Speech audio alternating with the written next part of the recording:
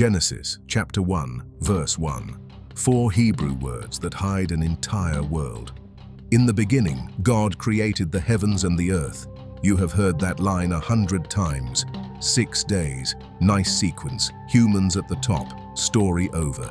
But buried inside that verse, there is a Hebrew word your English Bible skipped. The word is shamayim, and it does not mean the sky. It means the entire realm of the heavens, the dwelling place of God, and everything in the spiritual dimension. The rabbis believed this single word contained a civilization of created beings that Genesis breezes past in 4 words. What was already here before day 1 even started? We are going back to the original Hebrew and Aramaic, not to give you a top 7 list with spooky music. We are going to reconstruct, piece by piece, the 7 beings God brought into existence before he ever formed Adam from dust. Some of them are terrifying, some are beautiful beyond imagination, and some are still active right now, affecting your life every single day, whether you know it or not. What we are doing here is different from the other videos on this topic. We are not cataloging creatures and moving on. We are showing you what the original Hebrew words reveal about each creature's purpose and connecting that purpose to something you are going through right now. Because the Bible was not written to sit behind glass. It was written for your kitchen table at midnight when you cannot sleep. Let's start with a word. The word is bara. In English, Genesis 1:1 says God created the heavens and the earth. Simple enough. But in Hebrew, the word is bara. And bara is not just any word for making something. Hebrew has multiple words for creation. There is asa, which means to fashion or make something out of existing materials, like a potter making a bowl from clay. The materials exist, you are just shaping them. Then there is yatsar, which means to form or mold, like a sculptor working with stone that is already there. But bara is different. Bara means to create something from absolutely nothing. 0 raw materials, 0 pre-existing stuff. It implies a kind of creation that only God can do. Humans can asa, humans can yatsar, but only God can bara. And here is where it gets interesting. In the entire creation account of Genesis, bara only appears 3 times, not 6, not 7, 3. The first time is Genesis 1:1, the creation of the heavens and the earth, the raw existence of everything. The second time is Genesis 1:21, the creation of the great sea creatures. We are going to come back to that one later because the Hebrew word used there is going to shock you. The third time is Genesis 1:27, the creation of humanity. Everything else in between. God uses asa, or other words. He is making things from things that already exist. And this is where the whole story cracks open. Between that first bara in verse 1 and that third bara in verse 27, there is a gap. And in that gap, according to the Hebrew text, God populated an entire cosmos with beings that are not us. The ancient Jewish scholars called this Ma'aseh Bereshit, the work of the beginning, and they treated it as classified material.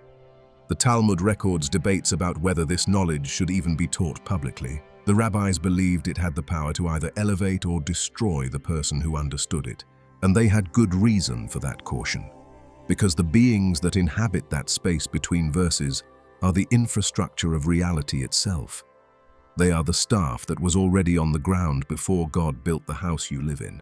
So what were these beings? What did they look like and what were they for? And why does the Bible seem to rush past them to get to the human story? Those are the questions we are going to answer. And fair warning, some of what we find is going to challenge everything you thought you knew about angels, about demons, about the spiritual world, and about your own place in it. Let me take you back about 2,700 years to a moment that changed one man's life forever. And it starts with smoke. The prophet Isaiah is standing in the temple in Jerusalem, the holiest building in the ancient world, the place where heaven and earth were believed to physically overlap. The year is approximately 740 BC, and King Uzziah has just died. The nation is in mourning. The political future is uncertain. And Isaiah, probably seeking God in the middle of this chaos, has a vision. What happens next is unlike anything else in the Old Testament. Isaiah chapter 6, verse 1.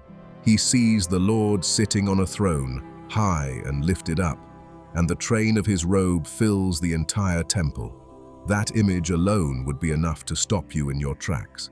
But Isaiah barely spends a sentence on God's appearance, because his attention is immediately captured by what is surrounding the throne. And here we meet the first creature God created before humans, the seraphim. Now, you have probably heard the word seraphim before, maybe in a hymn, maybe in a Christmas pageant. In popular culture, seraphim are usually depicted as beautiful, glowing humanoid figures with wings, elegant, serene, like something you would see on a greeting card. But the Hebrew word saraph does not mean beautiful angel. It does not mean glowing messenger. The Hebrew root of saraph means to burn. A saraph is a burning one. And when Isaiah describes what he sees, the image is nothing like a greeting card. Each seraph has 6 wings. 6. With 2, they cover their faces, because apparently even these ancient, immense beings cannot look directly at God. With 2, they cover their feet, which in Hebrew is often a euphemism for their entire lower body, and with 2 they fly. Think about that for a second. These are creatures so magnificent, so far beyond anything we can comprehend, that they have existed since before humanity, possibly since before physical matter itself. And yet, in the presence of God, they cover themselves. They shield their own faces. The brightness, the holiness, the sheer weight of God's presence is so overwhelming that even beings made of fire cannot bear to look directly at it. But that is not the strangest part. What are they doing? They are not just standing there. They are calling out to each other. Isaiah records their words. Kadosh, Kadosh, Kadosh. Holy, holy, holy. In Hebrew, when you want to emphasize something, you repeat it. If something is very good, you might say, good, good. But to repeat something 3 times, that is the absolute highest form of emphasis the Hebrew language has. It means there is no word strong enough to capture what they are trying to say. They have been saying this according to the rabbinical tradition since the moment they were created, without stopping. An endless declaration of what God is, because no single utterance could ever be enough. And here is the detail that gets lost in every retelling. Isaiah says the foundations of the doorposts shake at the sound of their voices, and the temple fills with smoke. The sound of the seraphim's voices literally destabilizes the architecture of the holiest building on earth. The vibration of their praise is a physical force. These are not cute angels. These are living furnaces of worship, creatures so intense that the building shakes when they speak. And they were here first, before you, before me, before the garden. Before Adam ever drew his first breath, the seraphim were already burning, already crying out, already declaring what God is. Now stop and think about what that means for your actual life, right now, today. Think about the moments when you feel most alone, when your prayers feel like they are hitting the ceiling. The seraphim have been declaring the holiness of God since before this planet existed. Every second of every day since creation, there has been a sound happening in the heavens that shakes the foundations of reality itself. You are never praying into silence. The spiritual dimension is deafening. But there is one more detail about the seraphim that almost nobody catches, and it might be the most important one. After Isaiah sees them, after the building shakes and the smoke fills the room, something happens to him. Isaiah 6:5. He says, "Woe to me, I am ruined. For I am a man of unclean lips, and I live among a people of unclean lips, and my eyes have seen the King, the Lord Almighty." Isaiah's first response to seeing these creatures worship God is devastation, pure devastation. He looks at the purity of their worship, and it makes him instantly aware of everything impure in himself. The contrast is so sharp that it feels like destruction. He says, "I am ruined." The Hebrew is nidmeti. It means to be cut off, to be silenced, to be brought to nothing. But watch what happens next. One of the seraphim flies to Isaiah with a live coal from the altar, presses it against his lips and says, "Your guilt is taken away and your sin atoned for." The creature made of fire uses fire to heal. The very thing that could destroy Isaiah becomes the thing that restores him. So here is a question. What if the thing that feels like it is burning you right now, the situation that feels too hot to handle, what if that is not destruction? What if the fire that undoes you is the same fire that restores you? Isaiah walked into the temple broken and walked out commissioned. "Here am I. Send me." That is a pattern that is 2,700 years old, and it might be your pattern right now. But the seraphim are just creature number one, and they are honestly the simplest thing we are going to encounter today, because the next creature on our list makes the seraphim look almost straightforward by comparison. We need to talk about the cherubim, and I need to start by destroying the image that is probably in your head right now. If you grew up anywhere in the Western world, the word cherub probably makes you think of a chubby baby with tiny wings and rosy cheeks, maybe holding a bow and arrow, maybe hovering over a Valentine's Day card. That image comes from Renaissance art, specifically from artists who were influenced by Roman depictions of Cupid, the god of love. They borrowed the cute baby aesthetic and slapped a biblical name on it. The actual cherubim of the Bible look nothing like that, and what they actually look like is going to stay with you. The most detailed description comes from Ezekiel chapter 1. Ezekiel is a priest living in exile in Babylon, around 593 BC. The temple has been destroyed. His people are captives, and in the middle of this catastrophe, the heavens open. He sees 4 living figures. Each one has the general form of a person, but that is where the normalcy ends. Each figure has 4 faces, not one face. 4. One face is human, one is a lion, one is an ox, and one is an eagle. All 4 faces are on the same head, looking in 4 directions simultaneously. Each figure has 4 wings. 2 wings are spread upward, touching the wings of the creatures beside them, forming a kind of canopy. 2 wings cover their bodies. Their legs are straight, with feet like the soles of a calf's hoof, and they gleam like burnished bronze. Under their wings, on each of their 4 sides, they have human hands, and they move without turning. Because they have a face in every direction, they can go forward, backward, left or right without ever rotating. They move in a straight line in whatever direction the Spirit leads them, and their movement is accompanied by a sound. Ezekiel says it sounds like the roar of rushing waters, like the voice of the Almighty, like the noise of a vast army. Now, Ezekiel later identifies these beings explicitly. In Ezekiel chapter 10, he calls them cherubim, same beings, same description, and he says, "I knew that they were cherubim." So let us just sit with that for a second.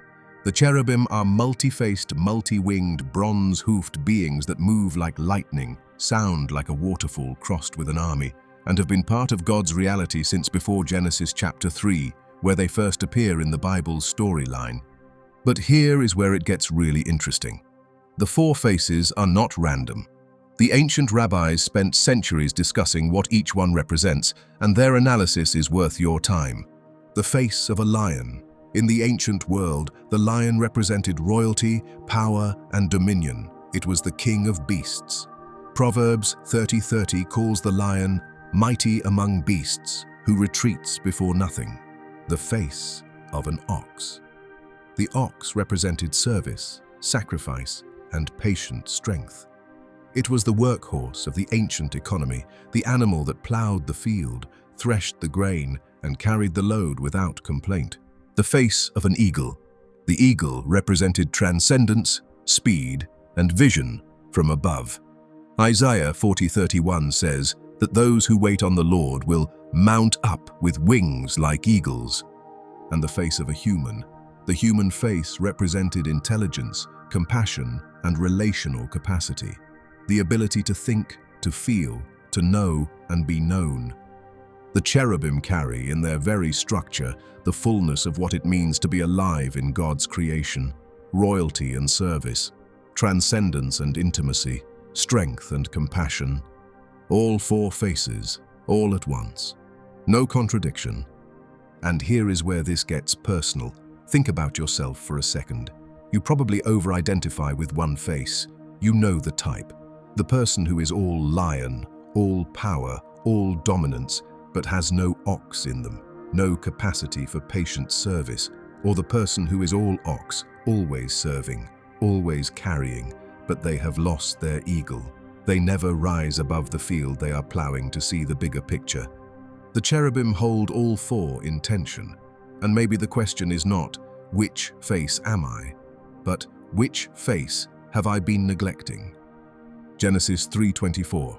After Adam and Eve are expelled from Eden, God places cherubim at the entrance to the garden, along with a flaming sword that turns in every direction to guard the way to the tree of life.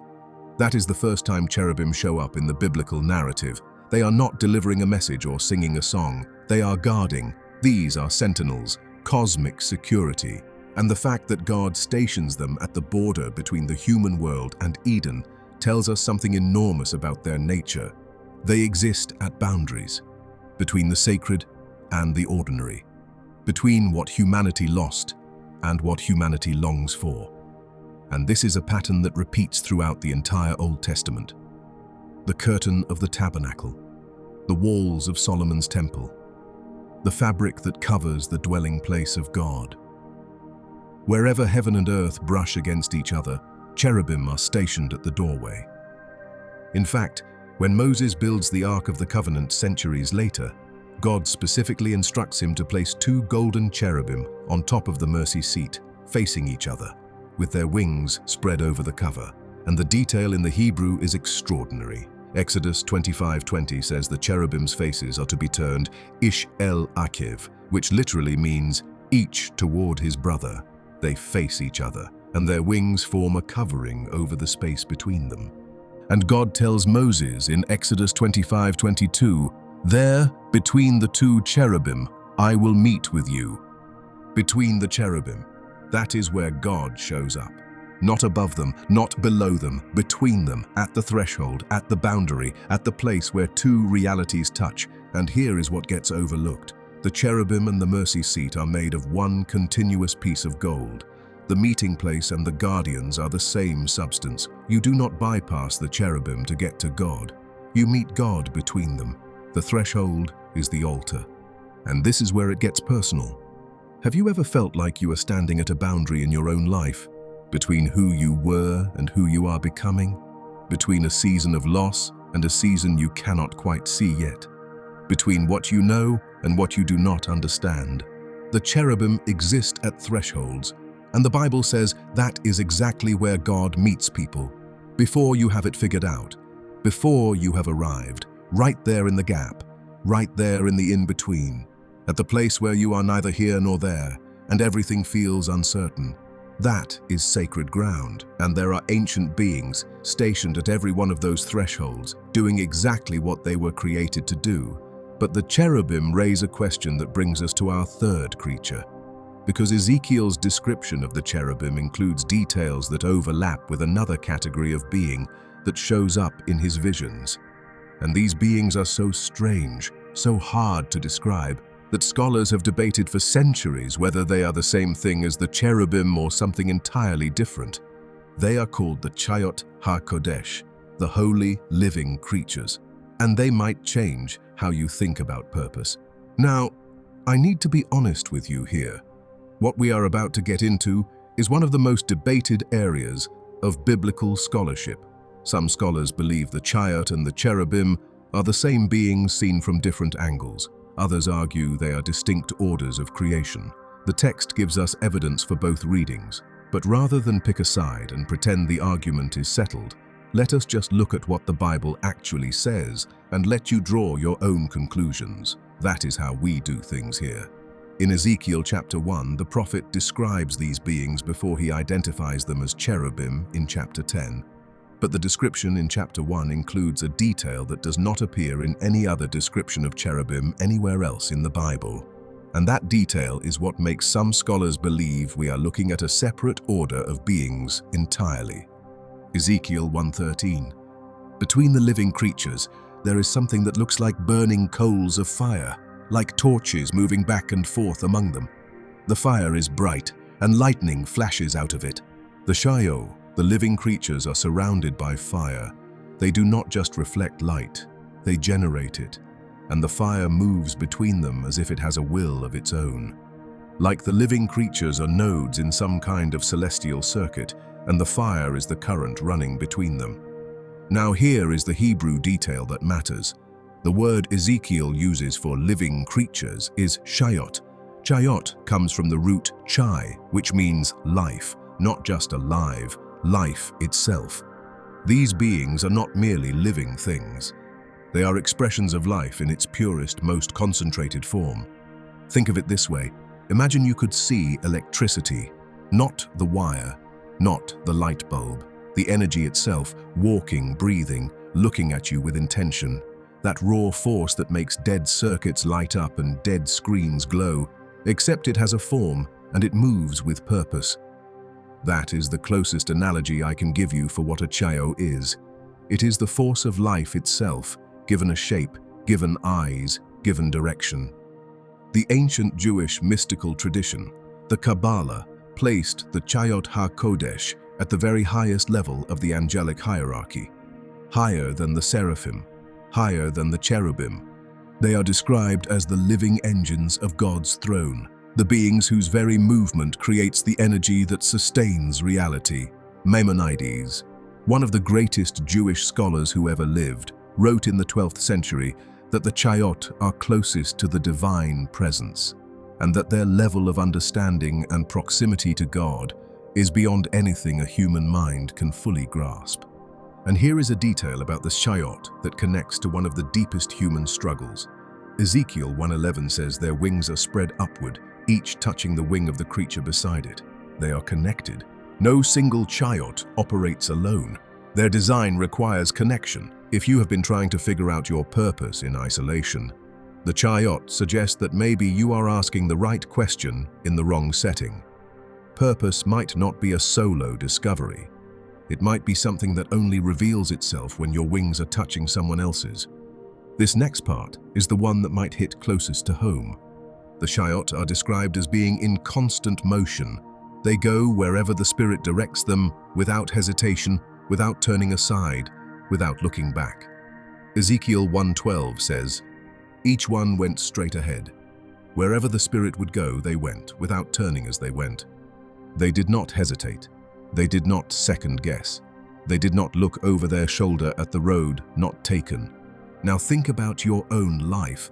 Think about the number of times you have felt a pull in a certain direction, a conviction, a sense that you were supposed to do something, say something, go somewhere, make a change. And you hesitated, you overthought it, you rationalized yourself out of it. You made a pros and cons list and talked yourself into staying exactly where you were. The Chayot do not do that. They move the instant the Spirit moves. And Ezekiel describes their movement as being like lightning, immediate, total, without a moment of calculation. There is something to learn from a being that old and that close to God, choosing instant obedience over calculated delay. Sometimes the holiest thing you can do is stop analyzing and start moving. But the Chayot are not the strangest part of Ezekiel's vision, because right next to the Chayot, Ezekiel sees something that scholars have struggled to explain for over 2,000 years. Creature number 4, the Ophanim, the wheels, and these might be the strangest things in the entire Bible. Ezekiel 1:15 through 21 describes what might be the most alien-looking thing in the entire Bible. Beside each of the living creatures, Ezekiel sees a wheel on the ground. But this is not an ordinary wheel. Each wheel appears to be intersected by another wheel at a right angle, forming a kind of gyroscope, a wheel within a wheel. Imagine two hula hoops, one vertical and one horizontal, intersecting each other at their centers. Now imagine both of them spinning simultaneously. Now cover the entire surface of both hoops with eyes. That is what Ezekiel is seeing. The Hebrew phrase is Ophan betok ha-Ophan, a wheel in the middle of a wheel. The word Ophan means wheel or to turn, and betok means in the midst of, at the center of. These are not wheels side by side. One is inside the other. They are nested, integrated, two dimensions of rotation occupying the same space. Some modern scholars have noted that this description sounds remarkably like a gyroscope, a device that maintains orientation regardless of external movement. And whether or not Ezekiel was describing a literal gyroscope, the image carries meaning. The Ophanim can move in any direction without losing their stability. They do not tip over. They do not wobble.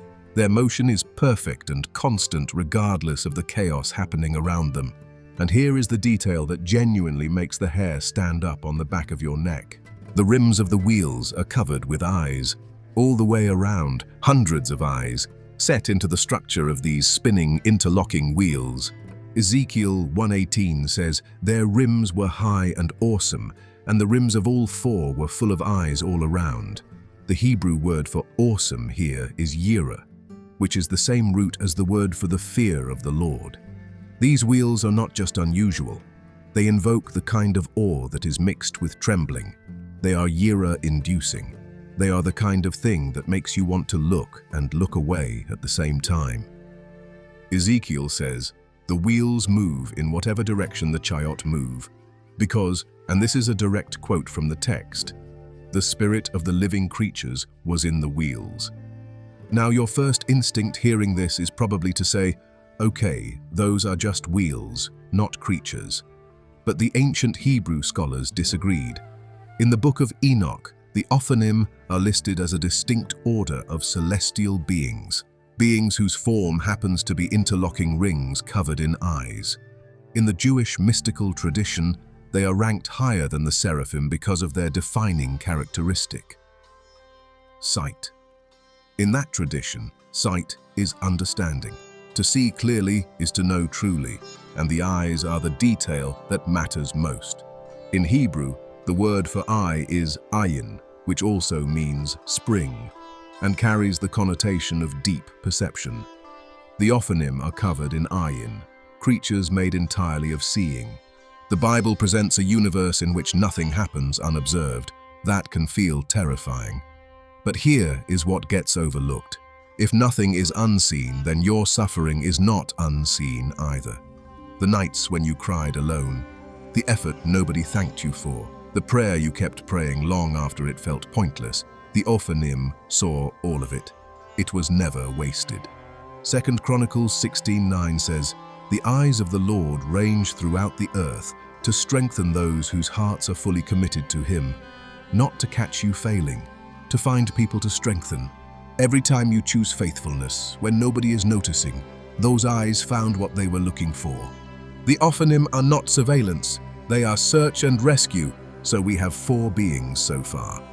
The seraphim, the burning ones, who declare holiness.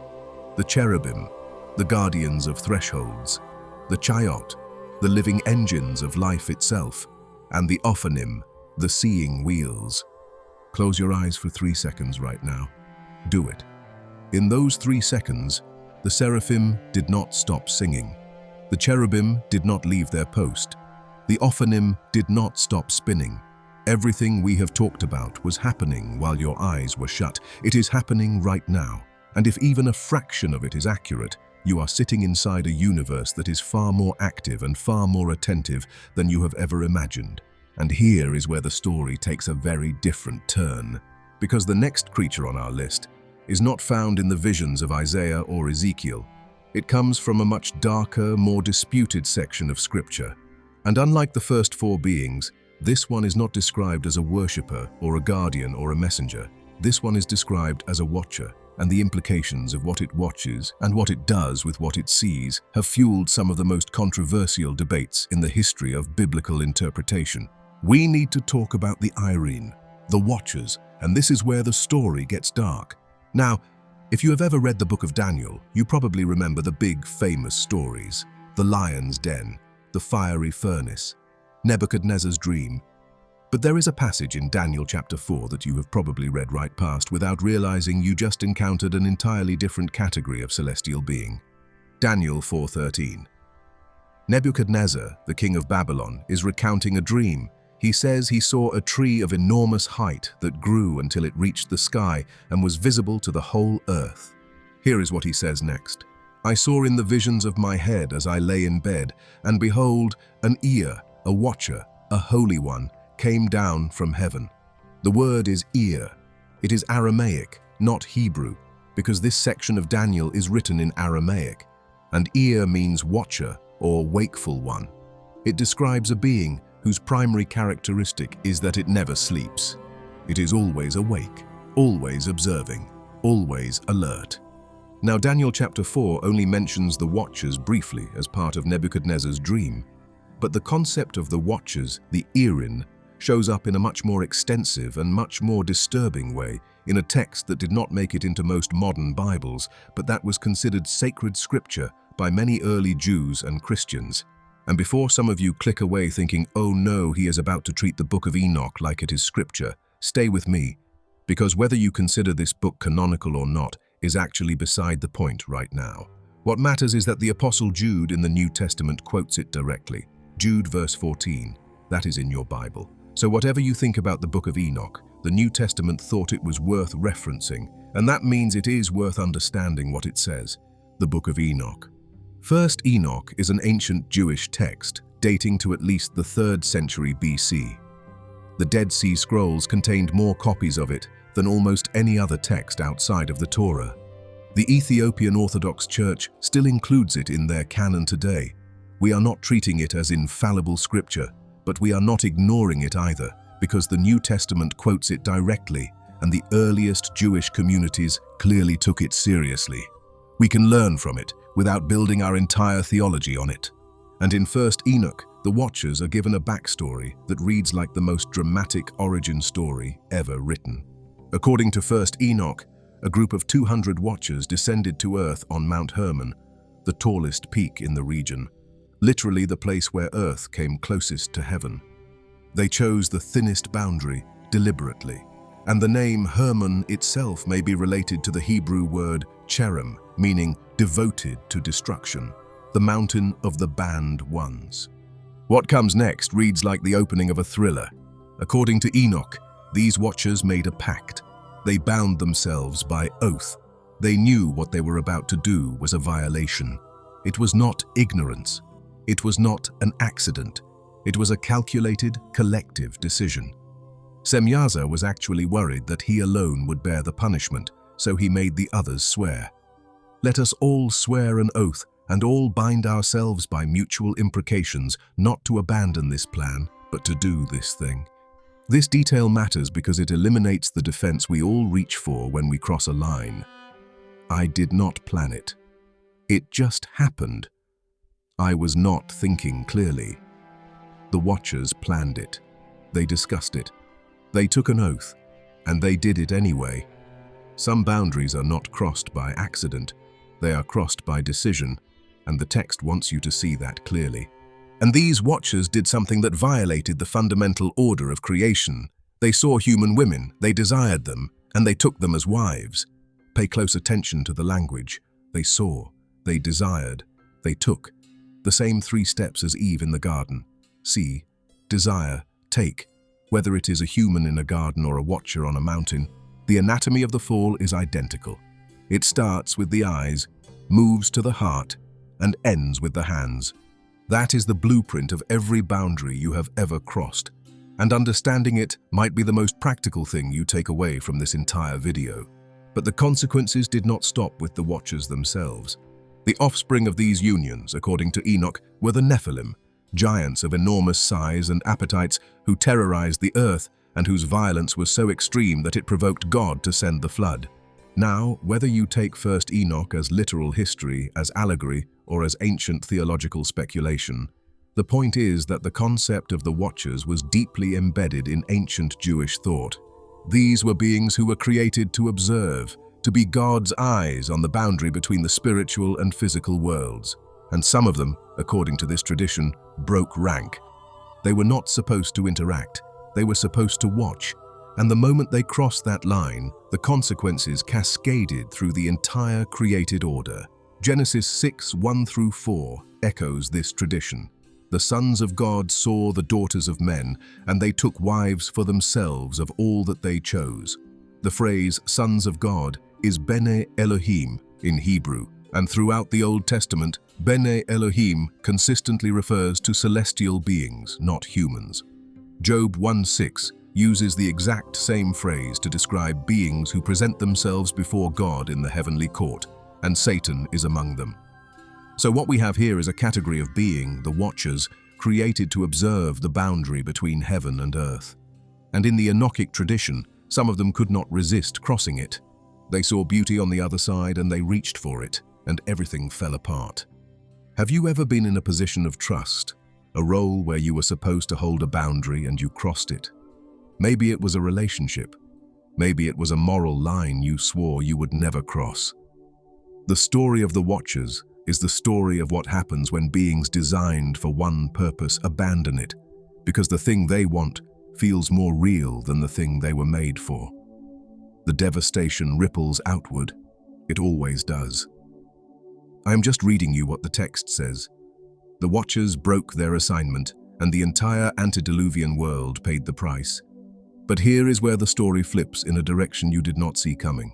Not all the Watchers fell.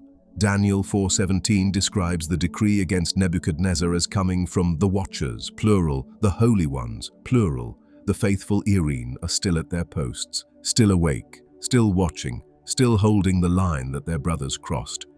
And there is something deeply encouraging about that. The fall of some does not mean the fall of all. There are still Watchers who held firm, still sentinels who saw the same beauty on the other side and chose to stay at their station. If you are someone who has been tempted to quit, to walk away from something you know you were built for, because staying is hard and the alternative is shining, the Watchers who held are proof that it is possible to see the temptation clearly and still choose the assignment. Jude 1:6 puts it bluntly. These angels did not keep their proper domain, but abandoned their own abode. The Greek word for proper domain is arche, their assigned position. The fallen Watchers abandoned their arche, and there is a difference between struggling in your assignment and abandoning it. Struggling is part of the deal. The seraphim cover their faces because even they cannot handle the full brightness. Struggle is not failure, but abandonment is semyaza on Mount Hermon, seeing your post clearly and choosing to leave it. Which brings up a question, not have you ever failed? Everyone fails. The question is, have you abandoned your post? Because the faithful Watchers are still there, still holding. The post is still open. The assignment did not disappear because some walked away from it. 5 beings so far, Seraphim, Cherubim, Chayot, Ophanim, Irin. Each one performs a different function: worship, protection, life, sight, vigilance. These are the load-bearing walls of the spiritual architecture, and God built all of it before he ever made a tree. The 7 creatures are not God's main event. They are God's preparation for the main event.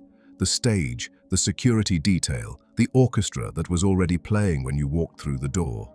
The next 2 creatures break that pattern completely, and they are nothing like what we have seen so far. They are not spiritual, they are not angelic, they are not in heaven. They are described as physical, massive, and stronger than anything in the natural world, and both of them show up in a single conversation between God and a man named Job. If you have made it this far, you are not someone who watches Bible videos as background noise. You are someone who actually wants to know what the text says. And next week, we are going deep into the Nephilim, the offspring of what happened when the Watchers crossed the line. Subscribe right now so you do not miss that one, because it builds directly on what we are uncovering today. Now, to understand why these creatures matter, we need context. We need to understand who Job is and what is happening when God starts talking about monsters. Job is described in the opening of his book as the most righteous man on earth. He is wealthy, generous, faithful, and devoted. But then, in one of the most gut-wrenching sequences in all of literature, he loses everything: his livestock, his servants, his children, all 10 of them in a single day. His own body is struck with painful sores from head to foot. His friends show up and spend 30 chapters arguing about why this happened. You must have sinned. God is punishing you. If you were truly righteous, this would not have happened. And Job pushes back. He knows he did not deserve this. He demands an audience with God. And notice what Job does not do. He does not walk away.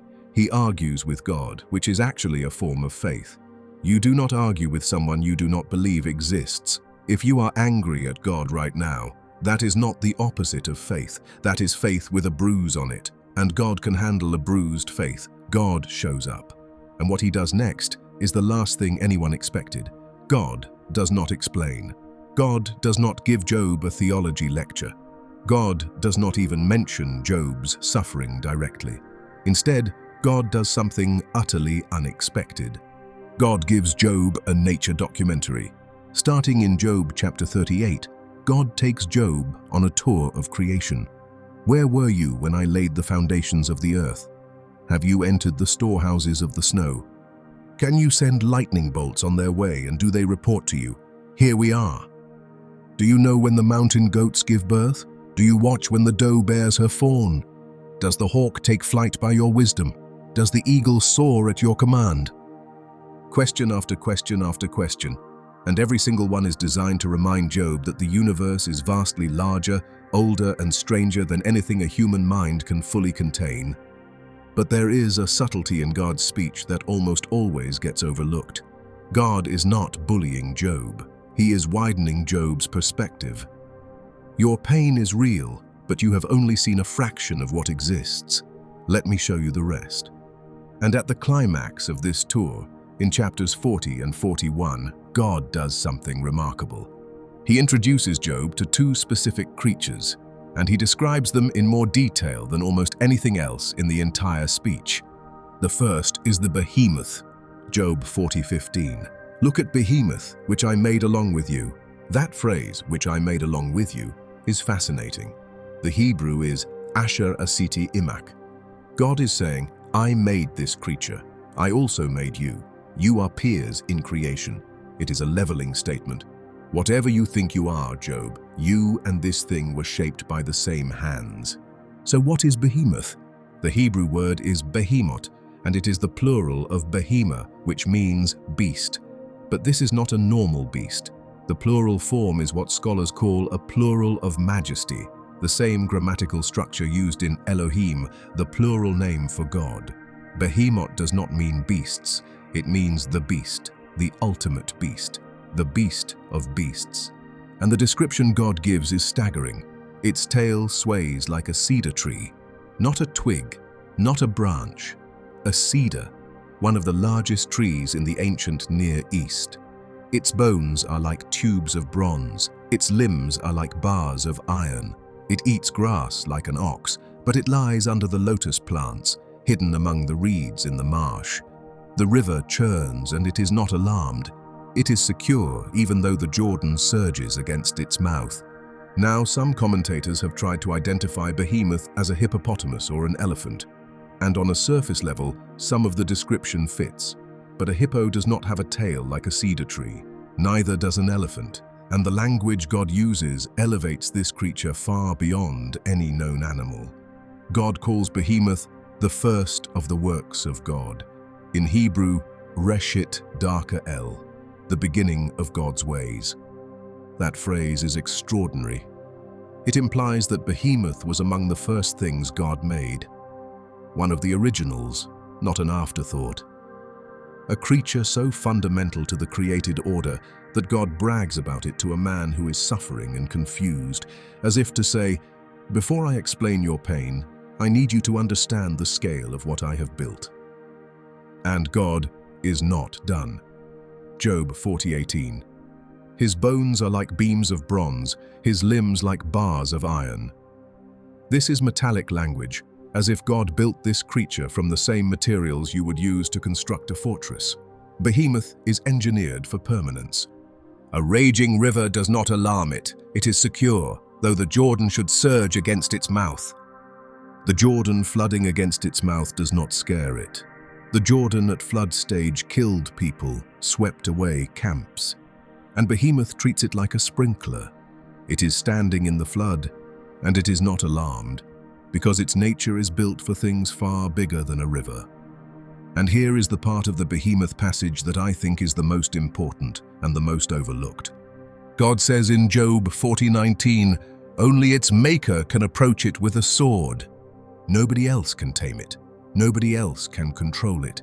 Nobody else can even get close. The only being in the entire universe who has authority over Behemoth is the one who made it. Now stop and think about what God is communicating to Job. Job has been demanding answers. He has been insisting on his right to understand. He has been saying essentially, God, explain yourself to me. And God's response is not to explain. God's response is to introduce Job to something that is beyond explanation, something that is beyond Job's ability to control, to manage, to even approach safely. God says, the only one who can handle this is me. The Behemoth is a lesson in scale. It is a physical, breathing reminder that you are not the biggest thing in the room, that the universe was not built around your comprehension, that some things exist not for you to understand, but for you to stand in awe of.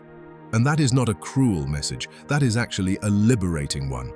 Because if you are going through something right now that does not make sense, something that feels bigger than you, heavier than you can carry, more complicated than you can solve, the Behemoth passage is telling you something important. You were never supposed to be able to handle it alone. That was never the design. The thing that is overwhelming you, only its maker can approach it with a sword. Your job is not to be bigger than your problems. Your job is to know who is. And if you are in a flood right now, remember what Behemoth teaches. God builds creatures for their environment. Behemoth is secure in the flood because its nature was built for things far bigger than a river. If you are standing in water up to your mouth, that is evidence your maker built you for water, not that you are in the wrong place. God introduces the seventh and final creature. And if Behemoth is meant to humble you, this one is meant to terrify you in the best possible way. Leviathan, Job chapter 41. And buckle up because God spends the entire chapter on this one, 41 verses, more than he spends on any other creature in the entire Bible, more than he spends describing the creation of the world. This is the passage God wants Job to sit with the longest, and there is a reason for that.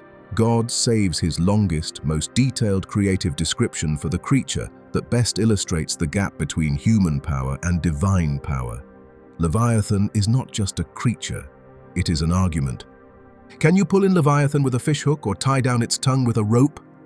That is God's opening line about Leviathan. And already the tone has shifted. With Behemoth, God was almost showing off, like a proud engineer showing you his most impressive machine. With Leviathan, there is a different energy.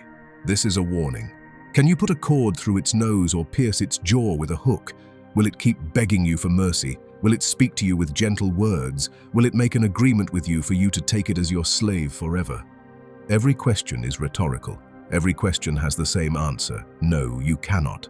And the questions keep building. Can you fill its hide with harpoons or its head with fishing spears? If you lay a hand on it, you will remember the struggle and never do it again. God is saying, try it once, I dare you. You will not try it twice. Any hope of subduing it is false. The mere sight of it is overpowering. The mere sight.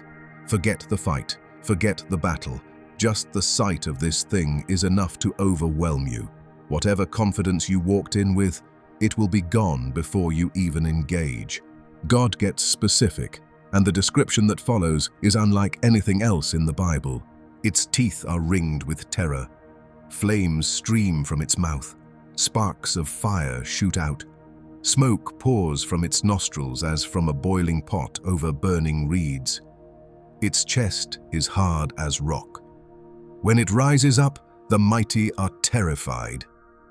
The sword that reaches it has no effect. Iron it treats like straw and bronze like rotten wood. It leaves a glistening wake behind it. One would think the deep had white hair. God spends 41 verses on this creature, more detail than the creation of humanity, more detail than Eden, and every single line makes one thing clear. You cannot beat this thing. You cannot trap it, wound it, or tame it.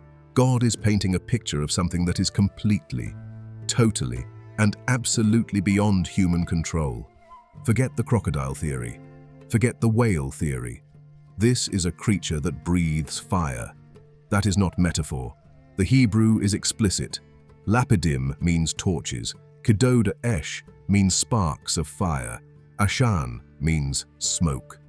The text is describing a fire-breathing creature of terrifying power, and it is describing it as something God made on purpose. And there is a fascinating theological layer here that almost never gets discussed. In Job 41:11, right in the middle of the Leviathan speech, God says something that has nothing to do with the creature. He says, "Who has a claim against me that I must pay? Everything under heaven belongs to me." God is using Leviathan to make a point about himself. If this creature belongs to me, what claim do you think you have against the being who made the thing that makes you run? This is not cruelty. This is perspective. Job had been operating under the assumption that God owed him an explanation, that righteousness was a transaction, and God's response is essentially this: the universe is not a vending machine. The universe is a place where fire-breathing sea dragons play in the waves because I felt like making them, and I am the one who holds it all. Leviathan shows up elsewhere in the Old Testament. Psalm 74:14 mentions God crushing its heads, plural, connecting to ancient Near Eastern traditions of a multi-headed sea serpent. In those traditions, the sea dragon is a rival to the gods, a force of chaos that threatens divine power. But in the Bible, Leviathan is not a rival. Leviathan is a pet. Psalm 104:26 says, "There is the sea, vast and spacious, teeming with creatures beyond number. There the ships go to and fro, and Leviathan, which you formed to frolic there." God made Leviathan to play, to frolic in the ocean. The most terrifying creature in all of Scripture, the fire-breathing sea dragon with impenetrable scales and smoke pouring from its nostrils, was made by God as a kind of cosmic plaything. Not because God is cruel, but because God's power is so far beyond anything in creation that even the most fearsome monster in the universe is, from his perspective, a creature at play. The Talmud says God spends part of each day playing with Leviathan. Playing. The God who spoke galaxies into existence, playing with his sea monster. That is the scale difference the Bible is trying to communicate. And in Job 41:10, God makes the point explicitly. No one is fierce enough to rouse Leviathan.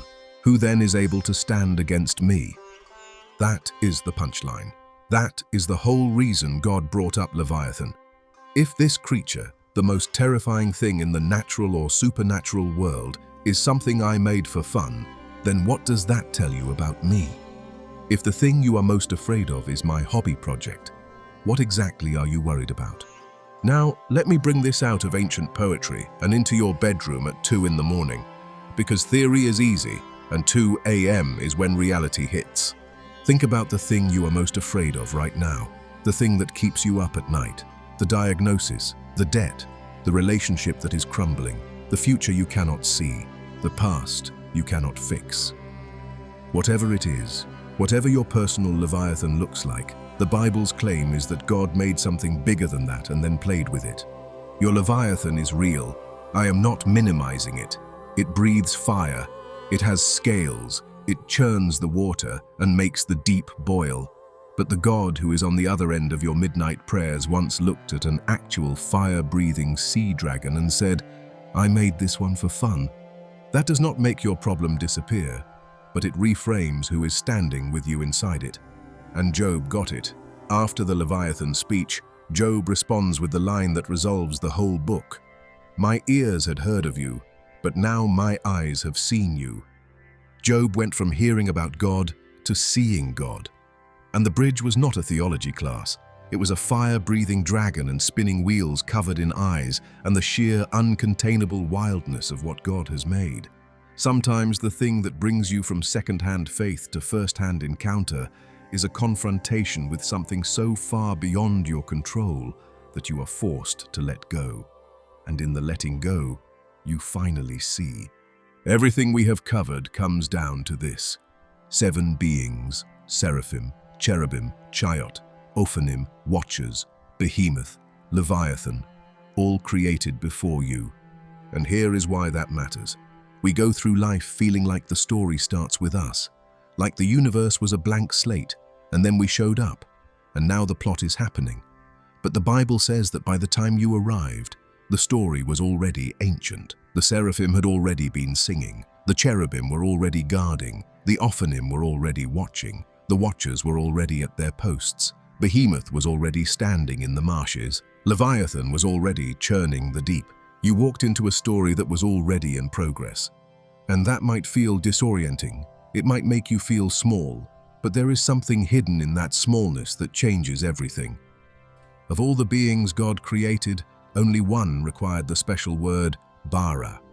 Only one was described as being made in God's own image. Only one was given dominion, was given relationship, was given the capacity to choose freely whether to love or to walk away. The seraphim do not choose to worship. It is their nature. The cherubim do not choose to guard. It is what they are. The chayot do not choose to move when the Spirit moves. They are hardwired for obedience, and that is beautiful. But it is not love, not the way God defines love. Love, in the biblical sense, requires the possibility of refusal. You can only truly love something if you are capable of not loving it. You can only truly choose God if you are capable of walking away. And of all the beings in the cosmos, only one was given that terrifying, magnificent, dangerous capacity. That is you. God filled the heavens with creatures of unimaginable power and beauty before he made you. Beings that burn and spin and fly and never sleep and see in every direction at once. After all of that, he formed you from dust, from dirt, from the most common, most humble material in existence, and he breathed into you. He did not breathe into the seraphim. He did not breathe into the cherubim. He did not breathe into the Ophanim or the Watchers or Behemoth or Leviathan. The Hebrew word for what God did in Genesis 2:7 is nafach. He blew, he exhaled. He gave something from inside himself to this dirt creature that he gave to nothing else in all of creation. Nafach. That same word appears in Ezekiel 37, the valley of dry bones. God tells Ezekiel to prophesy to the bones, and the breath enters them, and they live. Dead, scattered, bleached white bones, and God nafachs into them, and they stand up as a vast army. It is the same mechanic. Dust plus divine breath equals life. Death plus nafach equals resurrection. God did not use this word for the seraphim. He did not use it for the cherubim. He did not use it for the Ophanim or the chayot or the watchers. He used it for you. The creature made of the weakest material got the most intimate act of creation. And that was not an accident. That was a statement. When you breathe on something, you give it what is inside you. God took whatever is at his center, the thing that makes God God, and he put it into dirt. You are made of dust, and that dust carries the breath of the being who engineered Leviathan. On your worst day, when you feel like you are just dirt, you are right. You are dirt, but you are dirt that God breathed into, and that breath did not leave when your circumstances got hard. It did not expire when your faith got shaky. It is structural. You can ignore it, you can forget it, but you cannot lose it. And that means something for your Monday morning. That means something for the relationship you are not sure will survive. That means something for the diagnosis you are waiting on, the career you are questioning, the faith you are not sure you still have. Every single one of those 7 creatures is still doing what it was made to do. The seraphim are still singing, the cherubim are still guarding, the Ophanim are still watching, the watchers who held are still holding. Behemoth is still standing in the flood, unbothered. Leviathan is still frolicking in the deep. The question is not whether they exist. The question is whether you know what you were made for with the same clarity they do. And maybe that is the real thing the Bible was hiding in these creatures. Something beyond their existence, beyond their strange and terrifying and beautiful forms. A question aimed directly at you. Do you know what you are for? Do you know why you are here? Because those creatures do. They have never had a moment of confusion about their purpose. They have never woken up at 3 a.m. wondering if their life matters. They have never scrolled through someone else's highlight reel and felt like they were falling behind. They just burn, they just guard, they just spin and watch and hold, and maybe the invitation is not to become like them. You cannot. You are different, you are dust with breath.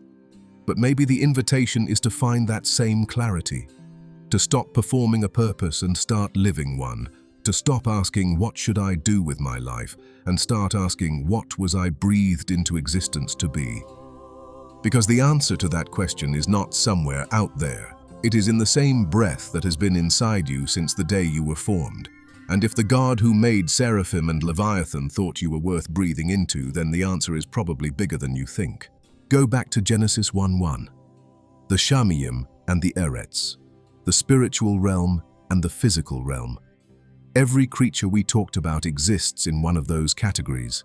The Seraphim, Cherubim, Chayot, Ophanim, and Watchers inhabit the Shamayim. Behemoth and Leviathan inhabit the Eretz. But you are the only creature in the entire Bible described as inhabiting both. Dust, that is Eretz. Breath of life, that is Shamayim. You are the place where dirt and divinity overlap. You are the threshold the cherubim guard. And the most sacred space in the cosmos is not a temple or a mountain. It is your chest, rising and falling, carrying heaven inside earth every single day. The 7 creatures came first, but you are the one who carries both worlds inside you. That is what the Bible was hiding. And if this changed how you see the Bible, or how you see yourself, you are the kind of viewer this channel is built for. Subscribe so you do not miss what we uncover next. Because we are just getting started. Click the video on screen right now for another deep dive that will make you rethink everything you thought you knew about what the Bible actually says.